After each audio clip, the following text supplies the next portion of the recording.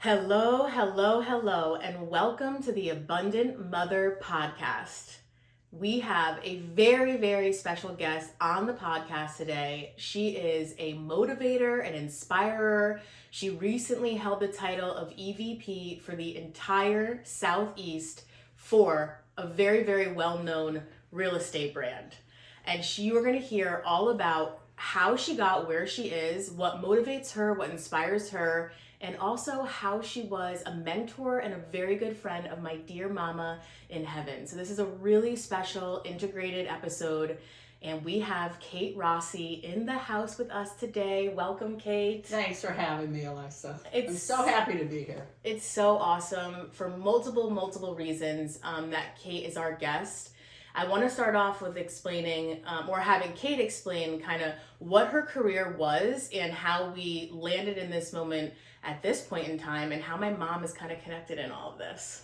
So I started as a real estate agent. Mm-hmm. My daughter was 2 years old. I was a stay-home mom and I wanted to do something, but I didn't want to leave her 24/7. So I was told that real estate was easy. You can make your own hours, and you can come and go as you please, and you could do all these things. But what I found out was it is a job, and you had to make hours, and you had to set your time. But once I got into it, I loved it.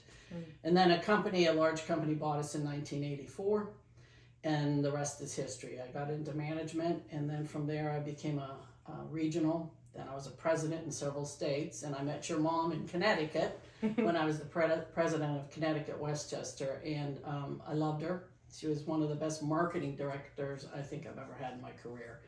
And then my final role was I got to run all the brands for a certain company anywhere, and that was a huge territory. That was the whole United States. So it was a great career. I would honestly say my biggest motivator was my daughter, and my biggest challenge was my daughter, because we get that mother guilt thing, Mm-hmm. But I never wanted to disappoint her. So I think, in spite of it all, no matter what you're doing out there, have the courage to be different, have the courage to do things, but don't hold yourself back because you have a child or children. Beautiful. A couple different things that came up as you were saying that. So whether a mom chooses real estate, you had said, oh, like this is going to be fun, and then you realized it was a job. I kind of know intuitively the answer that you're going to say to this question, but yeah, so how did you go, okay, actually I have to work this job, like taking yourself back to when you had that 2-year-old, like how did it go from, oh, this would be fun to, okay, this is a job, and how did you put a system in place in order to do that? Well, my system, you have to be regimented. In any sales position, if you're strictly commissioned, you have to be regimented. And so my system was to go after inventory, not to work so much with the buying side of it. I liked getting inventory. So I have a whole class that I teach on the system. It's 1 appointment a day, 5 days a week. But I had to do it that way because I think sometimes we get into a job, if it's not satisfying for you. Real estate was very satisfying for me. But you also have to be financially satisfied. Mm-hmm. And I think sometimes people take jobs, they're not happy with it, but they stay there, so they're miserable at work, and then they're feeling like they're failing at home. And I think it's a conflict. But I loved what I did, and I was able to provide for my daughter in means that I probably wouldn't have been able to do otherwise. Mm-hmm. You raise a lot of good points. What did you love about it? You know what? I think I really like helping people. I know that sounds crazy, but I also like making money. Mm-hmm. and Snaps to that. It's if people just get into because you like people in any sales, then go do something else. Go be a social worker or something. But you've got to have that financial. People say, "Well, I don't work for money. It's what I want to do with the money."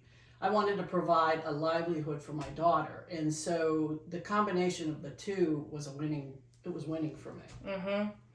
I think that if you're in a job that you don't like, obviously you're going to be your own creator, to get your way out of it. But what Kate just said is so important, is that it really comes down to the love of helping people. And I think that in any type of work that you do have, there is that connection there. So to dive into the greater purpose of what it is that you're doing, like, okay, you're selling a house, but really what is it? What is the feeling that you're evoking through that sale? You know, how is that family going to create their memories here? Like, it gets so much more in depth than just like what we do on paper and like transaction wise. So if you are in a point in your career where you're like, ugh, like I don't like and I don't necessarily love what I'm doing, can you go a little bit deeper with it for the moment, so you could find something that you love to evoke that passion? And I think that's what brings in like those fresh ideas, those fresh thoughts of like, oh, this is something else that I could be doing. Because if you're in like this negative state of mind, that's really hard to bring in, you know, some sort of like newness or a way out, so to speak.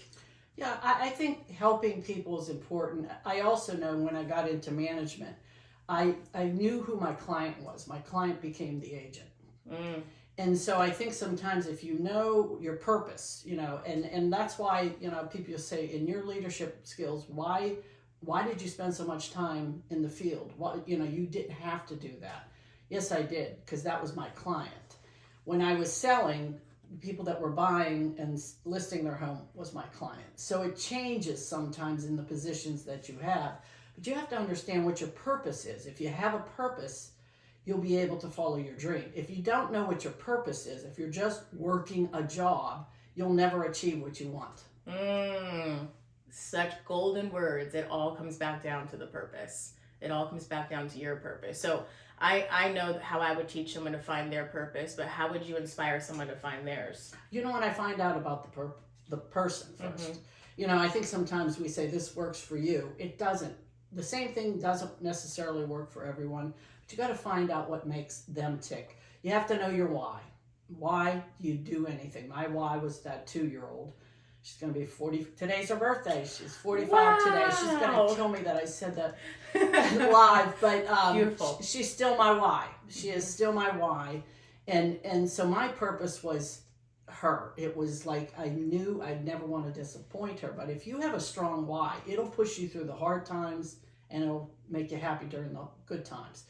But you got to find out what makes them tick. What is their why? What is it that they want to accomplish? And 9 times out of 10, it's their children or their, you know, and a lot of times it's themselves. I think I've met so many people where they said, could it be me? Could it be me is my why? And that's the strongest one you could have of all.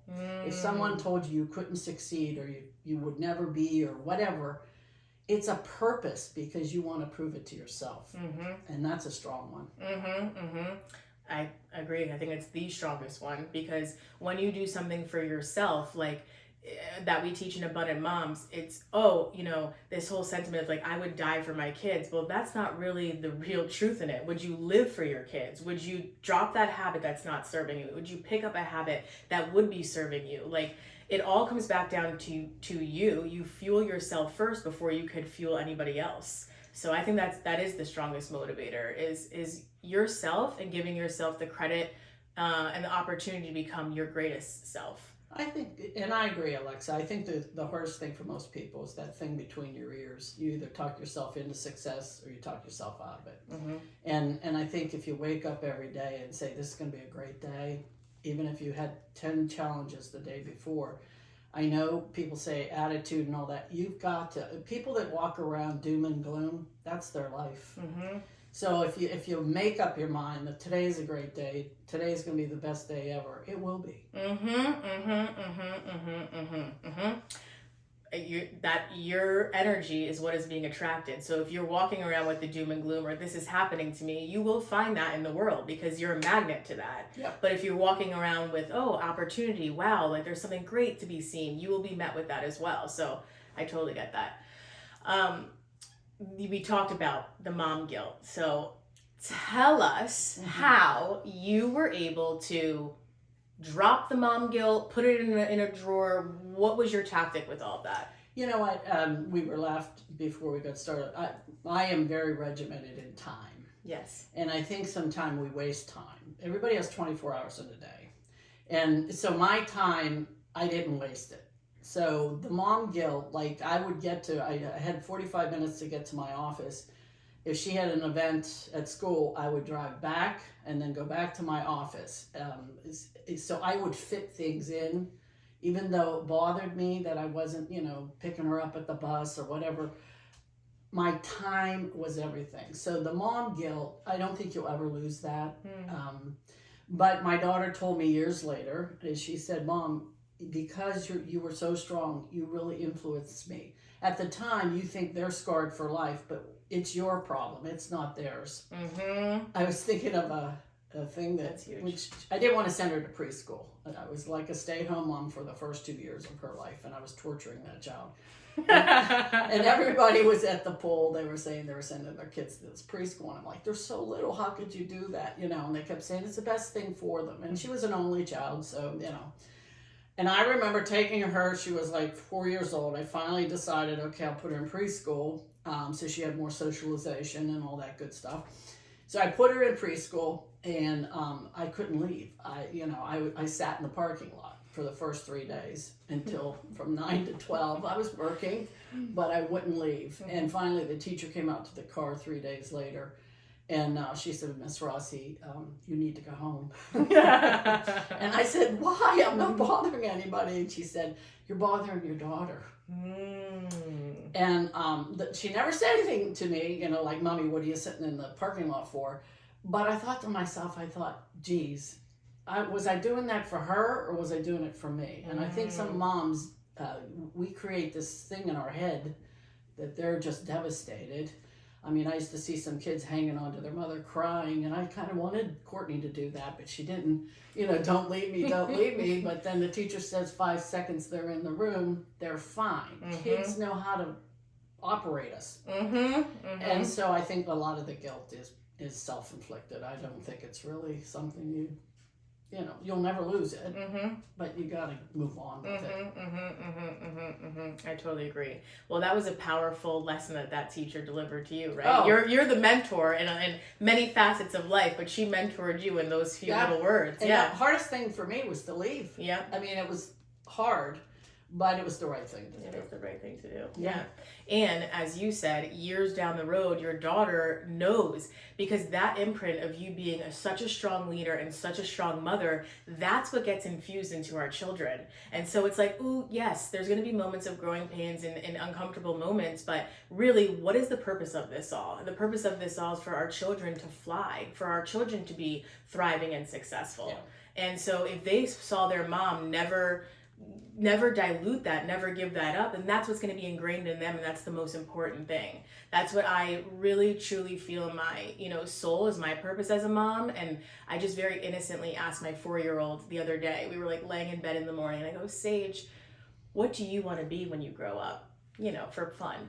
And she looked at me and she goes, well, my presence will be a mother and my work will be a dentist. And I just thought that was so cool. That's cool at 4 years old. Right? Yeah. And I was like, wow, like, this is what it is that I want to teach, is that, like, especially in women and in young girls and all this, like, all that we're growing and becoming, it's that there's no question you could be a great, amazing mother and work and live in your passions. Those two things are not separate, they're integrated. I agree, and I think that's fabulous. The only thing I would add is it's not bad if you just want to be a mom. 100%. Okay, yeah. I think in this world, but don't be a helicopter mom if you're just going to be a mom. Let the kid grow, fly. But one of the toughest jobs is being a mom. 100%. I think that's the hardest job I've ever had in my life. Absolutely. The greatest expansive, stretching, all telling experience is the role of mother. And I'm really glad that you said that. I also feel the same way. If that is your passion and your calling, then you get into that so much where it's like, oh, I love to, have sourdough starter and make bread, and this is like what I'm passionate about. That will be infused in your children. Yeah. So follow your purpose gets back down to what we started off. Yeah. And like I said, in my mind, there's always there's these role models or whatever we want to be like. everybody's got crap going on. Everybody has stuff going on, and no life is perfect. Right. And so that's where I think sometimes we get delusional about, oh, if I could only be this, or if I could only do that. Do what your purpose is, and that's when you'll find happiness. Like you just said, we all aspire to be someone, or we see someone on the internet, or you see Kate on stage, you know, you're there and you're like, wow, like this person has it. But when they are speaking like we're speaking right now, or posting something to social media, you're not seeing all of what's underneath the iceberg. Nope. You know, the grit, the consistency, the commitment, the setback, you're not seeing every single detail. And so remember that that's also a part of your story as well, is things that are happening underneath the iceberg, you know? And I think the thing I loved about your mom, I knew she had stuff going on in her life. Yes. But she would walk in that door and it was showtime. Mm-hmm. There was never a day that your mom, even when she was sick at the end, I'm going to be fine. Everything's going to be fine. And it wasn't like she was ignoring it. She just knew she had a purpose. And if she came in, you know, she was like down in the dumps, that brought everybody down because we were worried about her. But I never saw that in Debbie. She was just like one of those people. She was a sprite. And that, to me, says everything about your mom. Well, I appreciate you saying that. And I remember, I always knew how impactful my mom was in honestly, like, I'm not a high heels wearing girl. I'll never be. But that is a sound of power to me. Like, I remember my mom, like, getting ready in the morning, like, click, click, click, click, click, you know? Everything color coordinating and match. And, like, that goes to show you, like, your presence starts with that, right? And there's, like, that sound of power that comes from that. And so I always knew how important her job was. And for many reasons, you know, like all of us, we grew up with some sort of family programming, or people telling us that we couldn't do this, or, you know, a woman's place was in the house, or, you know, they needed, you know, I know my mom was told this, that, like, her purpose was basically to get married, right? And, like, that's what she had to do. But she expanded that and broke down that programming in our family. And Kate really helped her, guided her, and inspired her to do that. And I was just telling Kate before we started rolling that my mom, when I was first born, we lived in walking distance to my grandmother and grandfather. And, you know, there's something endearing about that, but, like, the world is so different today. And it just goes to show you that, like, you know, this is a traditional mindset. And, like, here's where the family's planted, and we need to be close together. And slowly over the years, she started moving away. The first move was, like, you know, 35 minutes away. But then Kate was kind of coming to her with these opportunities of moving to Florida from Connecticut. And my mom said no once or twice. How many times? Once. Yeah. Once. Yeah. It was funny because I had worked with marketing directors across the United States, and then I meet Deb in Connecticut, Westchester, and I was like, breath of fresh air. This was, because a lot of people, because you work for a corporation sometimes, and I'm not saying break the rules, but sometimes the rules don't make any sense. And if they don't make any sense, you should speak up about it. You shouldn't sit there and not say something. The worst leadership, and I've seen that lately, is people that agree with everything top brass comes out with. And I was never that person. I just always bucked the system because I feel you're paying me to give my opinion. And I would always give my opinion. Debbie was that way. She would say that marketing thing is good, but I could tweak it, and I'd let her. And like I said, all the other ones were pretty much, oh no, we can't change things. You know, she changed things. So when I got transferred and I was running 400 offices and 22,000 agents, I thought, who better than Deb to come with me? And I know she wanted to do it, but fear sometimes stops us from moving. And she was afraid. I think she was totally afraid of not of the change, because she knew my level. She was used to working with me. I think it was just the fear of leaving her comfort zone. And that's the biggest challenge, I think, with any male or female. Most males will jump at a chance of an opportunity, but I've seen over my career, because I've transferred people all across the United States, if you have that right talent, it doesn't matter where you put them, they're going to succeed. So I remember about a year and a half later, after she didn't take the job, she called and she said, is that opportunity still available? And I said, I'll figure out one for you. I need you to come. And she did. And I am telling you, I think she really blossomed even more. She took a little getting used to of the team I had, because they were used to the regimentation. Right. But once people met her, and I mean, she just brought a different idea to the crew. She was just, but that was the thing with Debbie. I knew she had it. She just had that fear factor, and I think a lot of people have that they just, what's comfortable is okay, and they'll just stay put, and then you become miserable. Right. If you stay. Right. You know, you should step outside of the zone and take a chance. 100%. Expand yourself. I think that another thing, my mom and I didn't discuss this, but I feel as though another thing that held her back was the mom guilt. You know, I think I might have been in college, or, you know, planning to leave college. I was in the Northeast, and it was like, oh, well, what's going to happen with that? But not to, you know, I will say she definitely took some backlash for making this decision. Like, there was people that were like, oh, your daughter's here, why are you doing this? There was absolutely no guilt from me, you know, and in fact it's the opposite, because watching my mom expand herself and being inspired by the way that she, you know, ran her life also allowed me to kind of like floundering is not a bad thing, you know, like feeling nervous and like, oh my God, what am I going to do is really not a bad thing. That gives you the opportunity to step up. And I remember going, okay, well, my mom said to me, you know, you could come with me to Florida, and she wanted me to, you know, you could come with me to Florida, or you're on your own, essentially. Like, it's time for you to like pay your own rent, move out of it. Like, you got to do this. Yeah. And so I was like, you know what? I'm going to take a chance. I just met my now husband. We started dating. I just knew it wasn't the right time for me to move to Florida, or, you know, probably, you know, ever. That's a whole other story. But I just knew. And so I was working a job that I couldn't even afford my own rent. But I was like, you know what? I'm going to do this. And I got promoted, and I was like, this is and I was like, this is how much money I need to live. And I'm now going to move in with my boyfriend. And like, it all just worked out. And so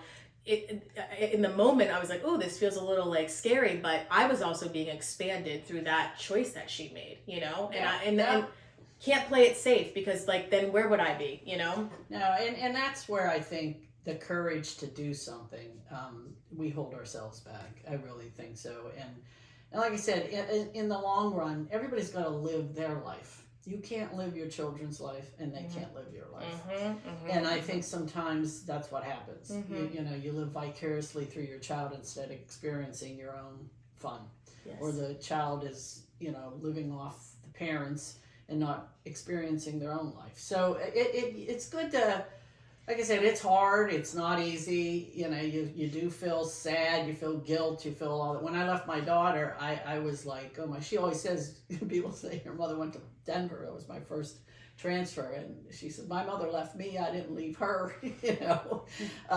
But you have to do it. I mean, you have to do it at some point. If that's your purpose. If you don't want to go, then that's okay too. Then figure out where you're at, how you can make yourself fulfilled. And, you know, that's the whole thing. Life is too darn short. I mean, this is not a dress rehearsal. And at the end of the day, you have to live your purpose. Yes. I have a couple other questions I want to ask you. So, this is like a hot term right now, where someone's like, I can't do this because I have imposter syndrome. And I know how I would answer this question, but how do you answer that? Imposter syndrome. Right. I don't know what that is. So Kate is her own beautiful version of Martha Stewart. I love it. So if anybody hasn't seen it, you gotta watch Martha Stewart documentary, but somebody asked her that. So imposter syndrome is basically like, it's like a hot term right now, where someone's like, I can't do this because like, I feel like I'm not worthy of this, right? Yeah, so I knew her reaction would be that way. Okay, so why do you feel like all these opportunities that you've been given, why is there no feeling that, no, this wasn't meant for me? You know what? I just think with every opportunity is a chance for you to shine. I mean, and so if you don't get the opportunity, like, you don't get a chance to show what you can do. And I love a challenge. You give me any challenge, and I'll dive in there. I mean, I just think, I think be yourself. I think too many people, somebody said this to me, which was really another lesson I learned after years of mentoring this person and coaching this person and everything. And they changed my position. And then they said, well, now it's time to suck up to somebody else. And I really thought this person was my friend. I really, really liked this person a lot. And that was like a smack in my face, because I thought to myself, suck up. I've never sucked up to anybody in my life. That, to me, that would be disingenuous. And I think that if there's an imposter, those are the imposters, the ones that are trying to be something that they're truly not. And so it just was never in my mechanism. I love a challenge. Bring it on. It's just life. I knew you would reply in that way. And I love that you were like, I don't even know what it is. That's so great. That's the truth, because a lot of people walk around with this, but it's like, you are not given an opportunity that's given to the person next to you. That's happening for a reason. So it's your opportunity to rise to it and to say yes to it if it's your purpose and it feels good. But it's not like the same thing is being offered to everyone. It's not like everyone has the same thought, the same goals, the same desires. So there's no imposter in that. There's whatever it is that you want to call it. I would call it like a higher purpose, or something that's coming in that's saying, hey, no, this is what you're destined for. So lean into that, But I'm so intrigued by that suck up comment. So obviously that means more about that person that said it than it does about you. And so what was going on in their brain is like a whole other thing that we can go through. Like, oh, like maybe they felt like that because they had that role that there was nothing genuine coming to them, not excluding you. You know what I mean? Like, oh, this is the reason why I'm being treated this way, not because authentically this is me. Well, and that's where I said, know your worth. If you don't know your worth, I mean, then you better be sucking up. But if you know what your really true value is, to me, it's. And like I said, I see that a lot in leadership. It's like a bunch of yes people that say yes to everything, even though they know it's not the right thing, that whatever. Be yourself, and fear is the worst thing. Fear of loss of job, or fear, they're going to reprimand you or whatever it is. You shouldn't have that. You really, if it's the right thing. Don't just be a smarthead just because you want to rock the boat. But if you really feel in your gut this is going in the wrong direction, because in the end you'll help everyone by 100%. Speaking up. And that's where that's the only place that change can come from, is rocking the boat a little bit. We're not trying to overthrow the boat. Sometimes it's necessary, but you got to do things that are like, forget even the box these days. You have to do things. The way that the world and how quickly everything changes and moves and what's coming, you have to be a forward thinker and a visionary in order to really create the world that it is that we want to live in, the business that we want to live in, the home that we want to live in. You have to be forward thinking in that sense. I also think you have to hone your skills. You never step back and say, okay, the reason I still speak, the reason I still do things is because I want to stay in the game. I listen to what's going on in the market and that sort of thing. And I think a lot of these experts, they just don't pay attention, they just whatever. But I think sometimes you just have to stay in the game in order to understand what the heck really is going on. And that's, that's part of honing your skills to make them, sharper. Somebody had said the other day, you've heard Kate speak how many times, in hundreds or whatever, and does she ever change? And they said, well, she mixes it up a little bit, but it's pretty much, it's the same because it works, the system works. And I thought to myself, that was an interesting statement, because if something really works, why change it? If it ain't broke, don't try to fix it. And that's where I think my system, when I teach it, and I talk about it, people are engaged with it because it's simple, but it's regimented. That was going to be one of my questions. So Kate just came off of being in Vegas like 4 days ago or something wild, and speaking on stage as you do regularly. So when you're on stage, when you're going through all of this, what is happening? Are you knowing what it is that you're going to say? Is it okay? No. Yeah. I pretty much know the format, but I feed off the energy of the crowd. I really do. And I told my sister one time, I think something takes me over. I just kind of go into a zone. I love when they try to do a dress rehearsal with me, you know, and they want to mic me and all this crap. And I'm like, I don't have a script. You know, there's no, well, can't you send us a script? I can't, because I'll never follow one. And so that's a key word right there. Yeah. Right. But never follow the script. No, but it is my script, so it's what I own. But I know my trade, and like I said, I've honed it, and so it comes from somewhere. I don't know where it comes from, but it does. I love it. Yeah, you just kind of like get out of your own way, open yourself up, and go, yeah, I'm here for a reason. Now, like, here it is. It's amazing. And to wrap up a little bit of our time together here with Kate, what are some things that people have expressed to you or said to you based on, when you get down to it, it's your system, but it's really truly like your words and your presence, right? So how are people moved by, after you're done speaking at these engagements, what are they saying? A lot of them want me to talk to them on a regular basis, just to snap them out of it. I think we all get in a funk, and they're like, can you just call me every day and just tell me to go do it, just do it.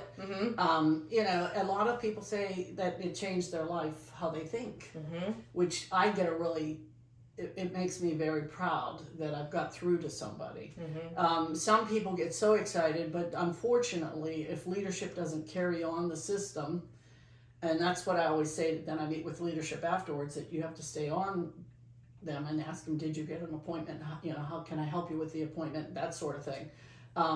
Then after 30 days, if you don't start doing it immediately, 45 days you make a habit, and you break a habit. But if they don't do it right away, they're real excited when they leave, and then it dissipates. But I love when somebody comes up and says, oh my God, you know, if I just add this to what I'm doing, you know, it can be so successful. So I like that piece of it. I really do. That's beautiful. The key to what it is that you just said is, don't wait. You know, when you feel the energy, when you feel the inspiration, act upon it. It doesn't have to be like 10 steps. It could be one step and then another step and then another step. But don't wait. You know, take that energy and do something with it. Yeah. No, it's good stuff. I mean, and like I said, if I did it, anyone could. And that's the thing. I think people think I'm something different. I'm not. I'm just like everybody else. So who wants it the most? Yeah, that's so awesome. That's really, really awesome. All right, to conclude our beautiful time together, I'm going to throw this question at you, but you're going to know it. So we're on the Abundant Mother podcast, and I'm all about the word abundance. And so what does true abundance mean to you? Happiness. Happiness, yeah. I just want to be happy. I want my kids to be happy. I want, you know, you to be happy. I want people to be happy. This life is so short. And you can't be miserable. So abundance, if you're full of joy and you're happy, life is pretty good. Amazing. So beautifully said. And I agree. So we are sending you all of the abundance of happiness and inspiration and motivation. And the key to know that listening to Kate and hearing her tell her story of her life and where she started off with the 2-year-old in the parking lot, you know, and the wisdom that was dropped to her in that moment of, you know, go do what it is that you're meant to do, and how that's inspired her now daughter. This is a lesson and a teaching for you to bring in that same, is that, again, if your purpose is to be, you know, making starter and sourdough at home, and like you lean into that purpose 100%. And if you're feeling that opening of like, wow, maybe I want to do something more, maybe I want to add in a different income stream, or maybe I want to get out of the house a little bit, then you follow that with your heart as well. So no matter what it is, it goes back down to your why, it goes back down to your purpose, and the greater envelope of like, who is this helping? It's helping yourself, your family, and what other people are being positively affected by these passions that you have. So here we are, sending you all of the love and all of the light. It's been so amazing being with you in this space. Feel free to ask us any questions, or if it evoked any emotions, thoughts, or feelings. We're here to receive them. We love you, and we'll see you next time.